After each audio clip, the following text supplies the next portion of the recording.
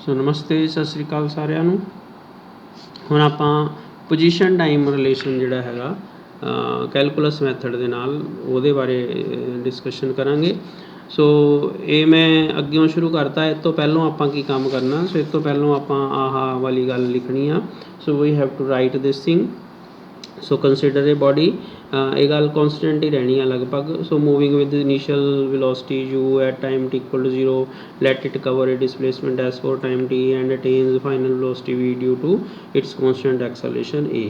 ਸੋ ਇੱਥੇ ਤੱਕ ਇਹ ਗੱਲ ਇੱਦਾਂ ਹੀ ਚੱਲਣੀ ਆ। ਸੋ ਸੈਕਿੰਡ ਜਿਹੜਾ ਹੁਣ ਆਪਾਂ ਕਰਦੇ ਪਏ ਰਿਲੇਸ਼ਨ ਉਹਦੇ ਵਿੱਚ ਵੀ ਹੁਣ ਇਹਦੇ 'ਚ ਇਹਦੇ 'ਚ ਇੱਕ ਗੱਲ ਜਿਹੜੀ ਨੋਟ ਕਰਨ ਵਾਲੀ ਉਹ ਦੇਖੋ, ਆਪਾਂ ਇੱਥੇ ਵੈਲੋਸਿਟੀ ਟਾਈਮ ਰਿਲੇਸ਼ਨ ਦੀ ਗੱਲ ਕੀਤੀ ਸੀ। ਵੈਲੋਸਿਟੀ ਟਾਈਮ ਵੈਲੋਸਿਟੀ ਜਦੋਂ ਵੈਲੋਸਿਟੀ ਟਾਈਮ ਰਿਲੇਸ਼ਨ ਦੀ ਗੱਲ ਕੀਤੀ ਸੀ ਅਸੀਂ ਡੈਫੀਨੇਸ਼ਨ ਐਕਸਲਰੇਸ਼ਨ ਦੀ ਲਈ ਸੀ, ਮਤਲਬ ਵੈਲੋਸਿਟੀ ਤੋਂ ਇੱਕ ਸਟੈਪ ਅੱਗੇ।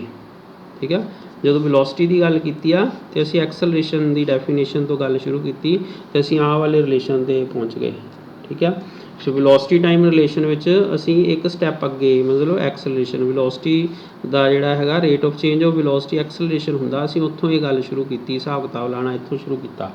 ਸੋ ਵੈਲੋਸਿਟੀ ਟਾਈਮ ਰਿਲੇਸ਼ਨ ਵਿੱਚ ਅਸੀਂ ਐਕਸਲਰੇਸ਼ਨ ਜਿਹੜਾ ਕਿ ਐਕਸਲਰੇਸ਼ਨ dv/dt ਆ ਉਹ ਤੋਂ ਸ਼ੁਰੂ ਕੀਤੀ ਹੈ ਗੱਲ, ਇਹ ਧਿਆਨ ਰੱਖਣੀ ਆ। ਸੋ ਆਹ ਵਾਲੇ ਰਿਲੇਸ਼ਨ ਦੇ ਵਿੱਚ ਪੋਜੀਸ਼ਨ ਟਾਈਮ ਰਿਲੇਸ਼ਨ ਦੇ ਵਿੱਚ ਅਸੀਂ ਪੋਜੀਸ਼ਨ ਦੀ ਗੱਲ ਕੀਤੀ ਆ ਤਾਂ ਫਿਰ ਅਸੀਂ ਵੈਲੋਸਿਟੀ dx/dt ਲਿਆ ਵਾ। ਸੋ ਡੈਫੀਨੇਸ਼ਨ ਆਫ ਵੈਲੋਸਿਟੀ ਲਈ ਆ। ਪੋਜੀਸ਼ਨ ਤੋਂ ਅਗਲਾ ਸਟੈਪ ਕੀ ਆ, ਡੈਰੀਵੇਟਿਵ ਪੋਜੀਸ਼ਨ ਦਾ ਕੀ ਆ, ਵੈਲੋਸਿਟੀ। ਵੈਲੋਸਿਟੀ ਦਾ ਡੈਰੀਵੇਟਿਵ ਕੀ ਸੀਗਾ, ਐਕਸਲਰੇਸ਼ਨ। ਪਿਛਲੇ ਰਿਲੇਸ਼ਨ 'ਚ ਅਸੀਂ ਐਕਸਲਰੇਸ਼ਨ ਤੋਂ ਗੱਲ ਸ਼ੁਰੂ ਕੀਤੀ ਸੀ, ਇਹ ਵਾਲੇ ਰਿਲੇਸ਼ਨ 'ਚ ਅਸੀਂ ਵੈਲੋਸਿਟੀ ਤੋਂ ਗੱਲ ਸ਼ੁਰੂ ਕੀਤੀ ਆ ਉਹਦੀ ਡੈਫੀਨੇਸ਼ਨ ਤੋਂ। ਸੋ ਪਿੱਛੇ ਇਹਦੇ ਉੱਪਰ ਉਹੀ ਸਾਰਾ ਲਿਖਣਾ ਪੈਣਾ, consider a body et cetera. So ਹੁਣ by definition of velocity, so v is equal to dx/dt ਉਹਦੀ ਡੈਫੀਨੇਸ਼ਨ ਆ। ਸੋ ਇਹਦੇ ਬਾਰੇ ਹੁਣ ਆਪਾਂ ਜ਼ਿਆਦਾ ਨਹੀਂ ਡਿਟੇਲ 'ਚ ਜਾਵਾਂਗੇ। ਸੋ ਇਹਨੂੰ ਅਸੀਂ ਨੰਬਰ 1 ਕਹਿ ਲੈਂਦੇ ਹਾਂ, ਫਿਰ dt ਨੂੰ ਉੱਧਰ ਭੇਜਿਆ। So we get v dt is equal to dx, ਇਹਨੂੰ 2 ਕਹਿ ਲੈਂਦੇ ਹਾਂ। And we know this relation v equal to u plus at, already we know we have derived this relation, this is the first equation of motion. Now put this value of v, so this v and this v, so this relation for this v, so therefore what we get, so I have written dx first because they are equal, so we can write we can change the left and right hand side.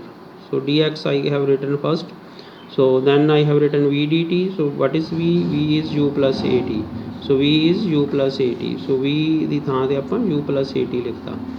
ਸੋ ਇਹਨੂੰ ਹੁਣ ਅਸੀਂ ਇੰਟੈਗਰੇਟ ਕਰ ਦਿੱਤਾ। ਸੋ ਇਹਦੀਆਂ ਇੰਟੈਗਰੇਸ਼ਨ ਕਰਤਾ ਦੋਨੋਂ side 'ਤੇ ਇਹਦੀਆਂ ਲਿਮਿਟਸ ਕੀ ਹੈਗੀਆਂ ਕਿ ਜਦੋਂ ਟਾਈਮ 0 ਸੀਗੀਆਂ, ਇਨੀਸ਼ੀਅਲ ਕੰਡੀਸ਼ਨਸ ਹੁੰਦੀਆਂ ਆ, ਸੋ ਉਸ ਵੇਲੇ x ਦੀ ਵੈਲਿਊ x0 ਸੀ, ਅਤੇ ਜਦੋਂ ਟਾਈਮ ਬੀਤ ਗਿਆ, ਇੰਟਰਵਲ t ਤੱਕ ਪਹੁੰਚ ਗਿਆ, ਟਾਈਮ t ਹੋ ਗਿਆ ਜਾਂ ਟਾਈਮ ਇੰਟਰਵਲ t ਹੋ ਗਿਆ, ਤਾਂ x ਦੀ ਵੈਲਿਊ x ਹੋ ਗਈ। So this is simply x, so x ਦੀ ਵੈਲਿਊ ਜਿਹੜੀ ਆ ਉਹ x ਹੋ ਗਈ।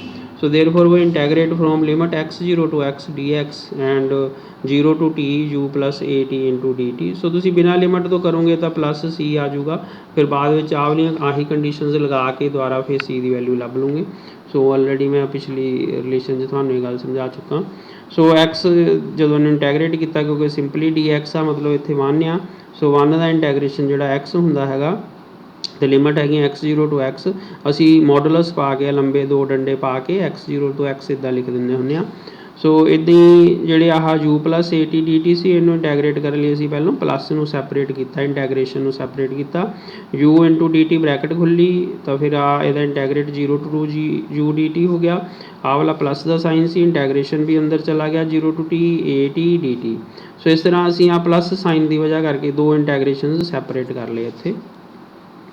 ਹੁਣ ਇਹਦੀ ਵੈਲਿਊ ਉੱਪਰਲੀ ਪਹਿਲੋਂ ਅਤੇ ਬਾਅਦ ਹੇਠਲੀ ਬਾਅਦ ਵਿੱਚ ਭਰ ਕੇ ਆਪਣੇ ਕੋਲ x ਮਾਈਨਸ x0 ਆ ਗਿਆ, ਅਤੇ ਇੱਥੇ u ਅਤੇ ਵੀ a ਜਿਹੜੇ ਆ ਉਹ ਕੌਨਸਟੈਂਟ ਹੈਗੇ ਆ, ਇਸ ਕਰਕੇ ਇਹਨਾਂ ਨੂੰ ਅਸੀਂ ਇੰਟੈਗਰੇਸ਼ਨ ਤੋਂ ਬਾਹਰ ਕੱਢ ਦੇਣਾ। ਸੋ u ਬਾਹਰ ਕੱਢਤਾ, a ਬਾਹਰ ਕੱਢਤਾ, ਕਿਉਂਕਿ ਇਹ ਕੌਨਸਟੈਂਟ ਹੈਗੇ ਆ। ਸੋ ਕੌਨਸਟੈਂਟ ਇੰਟੈਗਰੇਸ਼ਨ ਨੂੰ ਕੁਛ ਨਹੀਂ ਕਹਿੰਦੇ, ਉਹਨਾਂ ਨੂੰ ਬਾਹਰ ਕੱਢ ਦੇਣਾ। ਸੋ ਬਚਿਆ dt, ਇਹਦਾ ਮਤਲਬ ਇਹ ਹੋਣਾ 1 into dt। ਸੋ 1 into dt ਦਾ ਇੰਟੈਗਰੇਟ ਆਪਣੇ ਕੋਲ ਬਣੂਗਾ t, ਅਤੇ t the limits ਬਣਨਗੀਆਂ 0 to t, ਉਹ ਮੈਂ ਇੱਥੇ ਇੱਕ ਸਟੈਪ ਨਹੀਂ ਲਿਖਿਆ। ਸੋ u into this thing ਬਣੂਗਾ basically. So plus a into ਇਹਦਾ ਇੰਟੈਗਰੇਟ ਕਿੰਨਾ ਬਣਦਾ ਹੁੰਦਾ, x dx ਦਾ ਇੰਟੈਗਰੇਟ ਕਿੰਨਾ ਹੁੰਦਾ, x dx ਦਾ ਇੰਟੈਗਰੇਟ ਹੁੰਦਾ ਵਾ x² 2 ਜਮਾ c। ਸੋ ਇੱਥੇ ਕਿਉਂਕਿ ਲਿਮਿਟਸ ਲੱਗੀਆਂ ਆ, ਇਸ ਕਰਕੇ c ਨਹੀਂ ਆਉਣਾ। ਸੋ ਇਸ ਕਰਕੇ ਆਪਣੇ ਕੋਲ ਬਣ ਗਿਆ at²/2। ਸੋ at, ਸੋ ਇਹਦੀਆਂ ਲਿਮਿਟਸ ਆ ਗਈਆਂ 0 to t। ਸੋ ਇਹ ਸਟੈਪ ਵਿੱਚ ਆਪਾਂ ਨਹੀਂ ਸੀ ਲਿਖਿਆ, so x minus x zero already आप कर लिया, u into t minus zero उपरली लिमिट थल्ले लिमिट घटाती, a t square by two उपरली लिमिट तो थल्ले लिमिट लिख के अपने को बन गया u t plus half t square by two minus zero. So क्योंकि सारे मल्टीप्लाई डिवाइड है जिन्हों मर्जी जिथे मर्जी लिख सकते हैं, जिदा अपनी 3 गुणा 5 बटा 7 आ तो आप इदा भी लिख सकते हैं 1 बटा 7 गुणा 3 गुणा 5, आप इदा भी लिख सकते हैं 5 गुणा 3 बटा 7। सो इस करके बटे वाले जिदा मर्जी सैपरेट कर सकते हैं। सो दिस इज़ द फैशन या कन्वेंशन आ कि आप इदा लिखते हैं हाफ ए टी स्केयर, इस करके हाफ असी अगे अलग कर दें, otherwise a t this is same thing as a t square by two. So इदा लिखा भी ठीक होंगे वा तो इदा लिखा भी ठीक है। सो दोनों तरह ठीक है। सो यूजली आप इदा लिखते हैं। So therefore we get this relation. So ये जोड़ा अपने को रिलेशन आ सो पोजीशन टाइम रिलेशन जोड़ा है सो अपने को आ गया। सो ये बेसिकली उही आप करना सीगा कि एक बॉडी कंसीडर करनी सी जी कि इनिशियल टाइम जीरो के उपर ओदी जी स्पीड यू सी, फिर टी टाइम बीत गया तो वी हो गई, एक्सेलरेशन कॉन्सटेंट सीगा ए सीगा तो इस करके आप डेफिनेशन क्योंकि पोजीशन टाइम की गल हो रही सी तो असी वेलोसिटी की डेफिनेशन तो यह गलबात शुरू की आ। सो असी की किया कि असी velocity definition d x by d t लिया, उतों इनू इंटैगरेट किया v d t d x v is equal to u plus a t relation ये फिल कर दिता, इनू दोबारा फिर लिख लिया यू प्लस ए टी दी करके, इनू इंटैगरेट करता विद लिमिट्स जड़ियाँ इनिशियल कंडीशन सीगियां लिमिट्स लगातियाँ, इंटैगरेशन सॉल्व किया है। So then we reach this relation. Now x minus x zero is known as s, so s is equal to u t plus half a t square. So इस तरह अपने को वही relation आ गया जो अपना होंदा सी। So this is our relation s is equal to u t plus half a t square. So thank you.